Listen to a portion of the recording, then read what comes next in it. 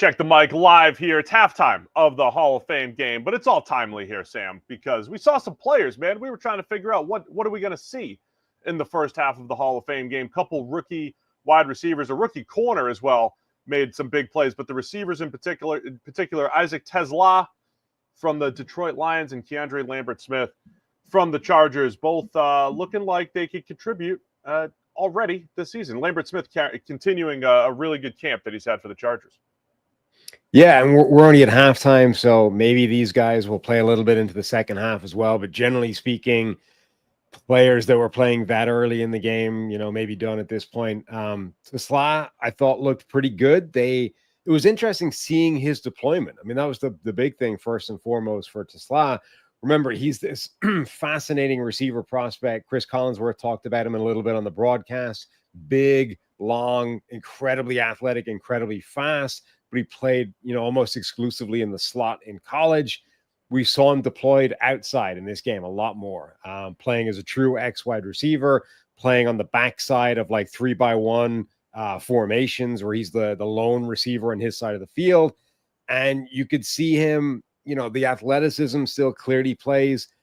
The interception in the end zone struggled a little bit there, kind of got bodied by the corner, and that made that play look worse than it was. But I thought the in-breaking stuff, he looked spectacular. He showed willing in the run game as well. He had a great rep as a gunner as well on punt coverage. So pretty impressive debut, I think, by TeSlaa. You're dropping. I was going to drop some special teams nuggets later on too, but that's fine. You did it already. TeSlaa, you're right. I mean, his two catches, right? In space, right? They got him in the flat, open, where he got to use his speed, caught a pass on a crossing route. This is the Lions, man. They create space for speed receivers. That's where I think in year one, whether he is physical enough on the outside right now or, has things to tidy up on the outside, they're going to get him into space with his size, with his speed. And Chris, did mention on the broadcast his hands. I don't think he had an official drop per PFF last year. So TeSlaa's got good hands, speed, size. It's a great starting point. I think you saw some of that in his first game. So, that was a good start for TeSlaa. And then Keandre Lambert-Smith. And by the way, Trey Lance did look pretty good. I mean, we're not putting him in the Hall of Fame or anything. He's not staying in Canton. You know what I mean? He did look pretty good. Hit a nice deep ball. I thought he looked, threw the ball accurate and on time, but Keandre Lambert-Smith with a couple big plays for the Chargers, including that touchdown. Yeah, going into this game, we thought obviously TeSlaa was going to be somebody to keep an eye on. I thought Trey Harris for the Chargers would be the rookie receiver to really keep an eye on. And through the first half, we haven't really seen him. He's been out there. He's been running some routes, but the ball hasn't come his way, not necessarily through his own fault.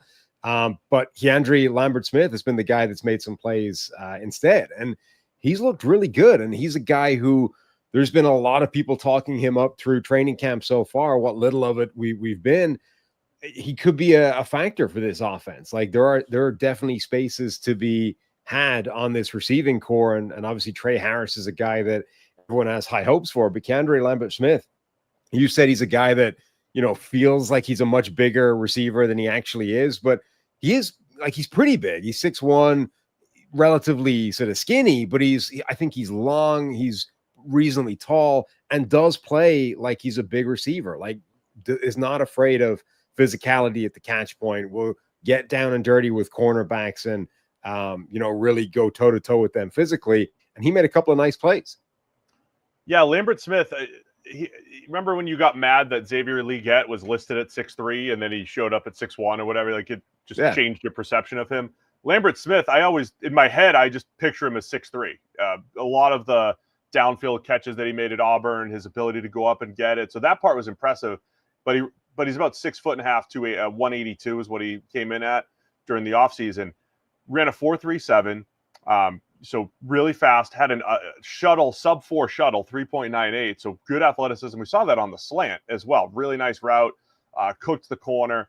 So as far as what are we taking away from right now? I think you have two receivers, TeSlaa for the Lions and Lambert-Smith for the Chargers, who look NFL athletic, like they can make some plays as a rookie. There's long way to go, obviously, right? There's playing backups, there, this, that. But you're talking about for TeSlaa in particular, create a few big plays this year as a rookie. There are other players ahead of you on the depth chart. For the Chargers, though, there are some targets to go around, whether it is Trey Harris, whether it is Lambert-Smith, and I think Lambert-Smith putting himself in good position because they're just looking for any kind of consistency to complement Ladd McConkey, and I think Lambert-Smith continues to show pretty well. Yeah, I mean, I think both guys are fascinating for slightly different reasons. TeSlaa, because, the Lions made this relatively heavy investment in him, given his sort of draft stock coming into the draft, given the relative lack of information on him compared to some other receivers. And they kind of prioritized him. They drafted him relatively highly. They traded up to make it happen.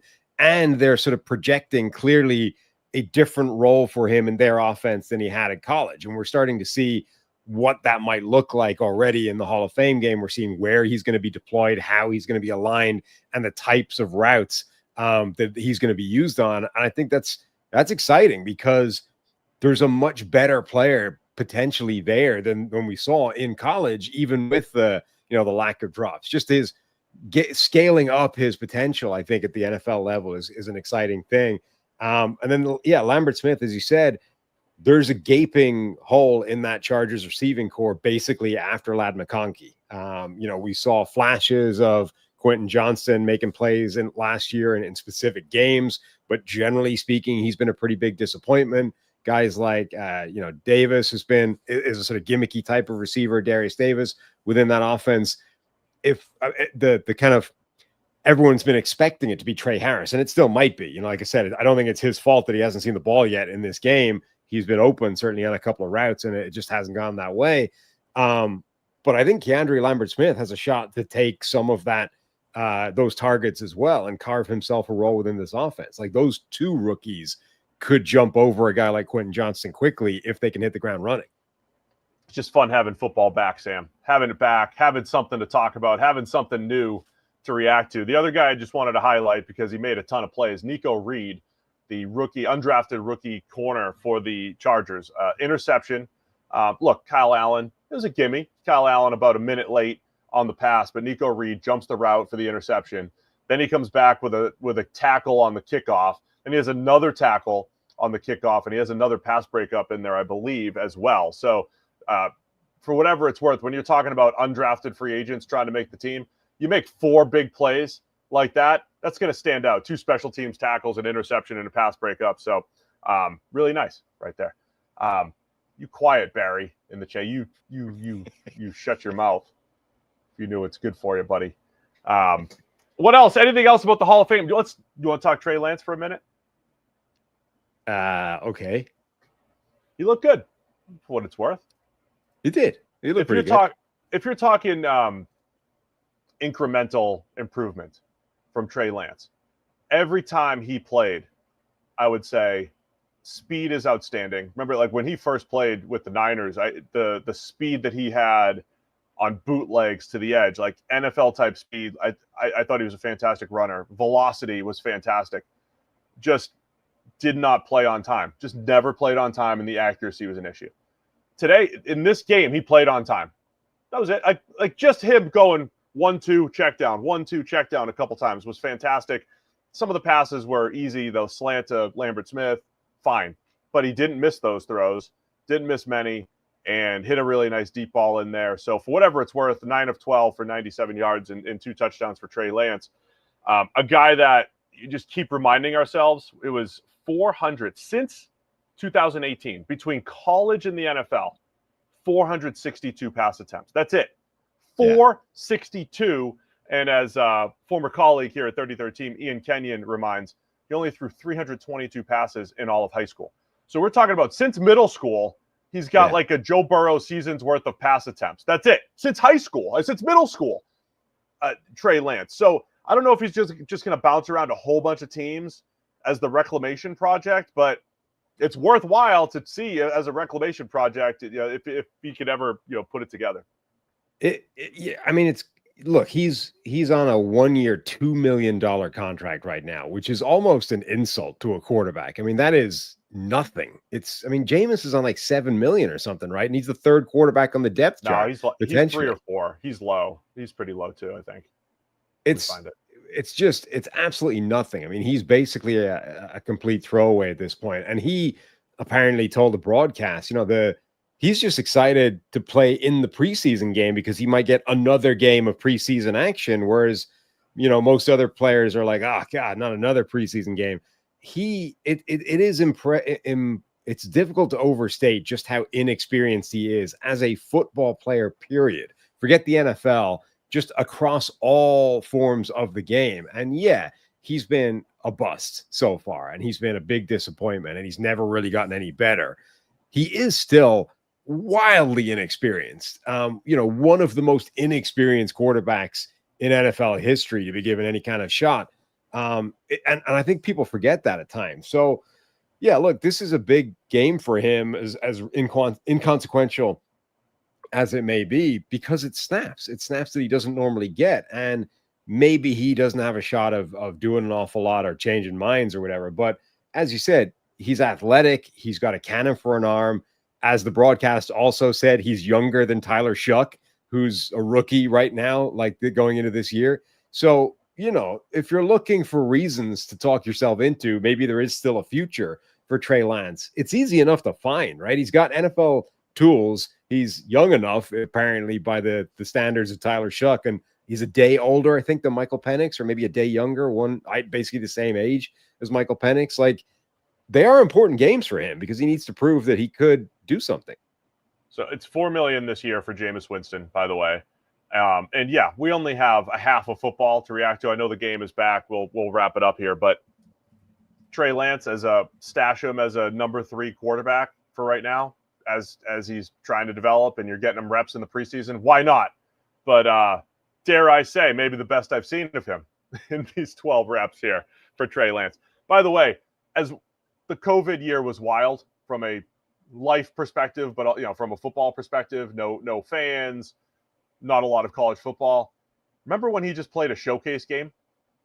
They just played a game for Trey Lance. Like, hey, our season was canceled, but we have to have a game for Trey Lance to showcase his skills. Where, by the way, you think he completed like 50% of his passes.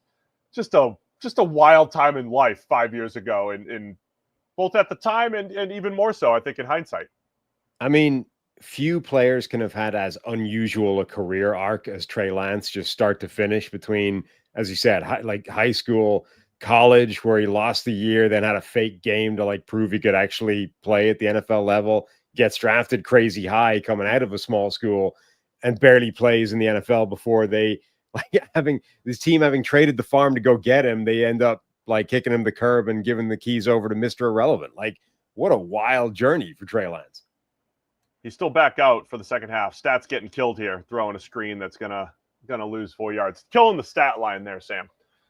All right, man. Hey, it's good to have football. It's good to have something to react to. We already talked a little Terry McLaurin a little bit before the game, and got to see those rookie wide receivers. Made a nice first impression. We'll be around throughout the entire preseason, going live as the big news and big debuts happen for rookies. Anything that's important enough to react to, we'll be around to do it. So you got to hit that subscribe button. Make sure you're sticking around with us on Check the Mic. Anything else here, Sam, you want to touch on, or back to the game?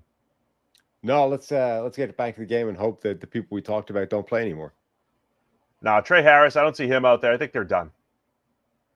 Are you worried about a little accuracy as far as stat lines go for somebody that sees this tomorrow? Are you worried about that? I'm more worried about, we talk about a couple of catches in the second half. TeSlaa has a drive where they feed him 4 catches and he goes for 90 yards and a touchdown. We'll go live again. Trey Lance is still in, but 3 and out here, or the Chargers ready to punt. All right, that's it for us. Enjoy the rest of the Hall of Fame game. Check the Mic.